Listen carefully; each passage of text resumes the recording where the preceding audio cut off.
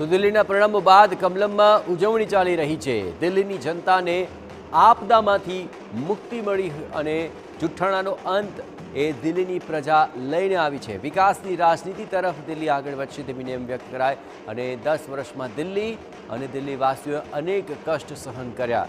દિલ્હીની પ્રજાનો છુટકારો થયો હોવાનું ઋષિકેશ પટેલે જણાવ્યું।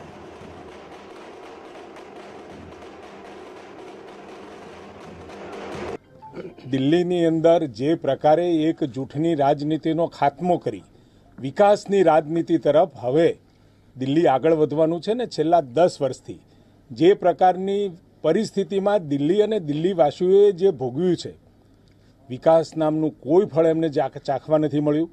જ્યાં આગળ ગરીબ અને મધ્યમ વર્ગની વસ્તી રહેતી હતી ત્યાં પીવાના પાણીની વ્યવસ્થા નહીં, એકદમ ગંદુ પાણી, ઇલેક્ટ્રિસિટી, કેટલા કેવળ ને કેવળ જૂઠની રાજનીતિના સહારે અને ખોટી બાબતોને ખૂબ સરળતાથી જૂઠ બોલી અને ભરમાવી અને 10 વર્ષ શાસન કર્યું।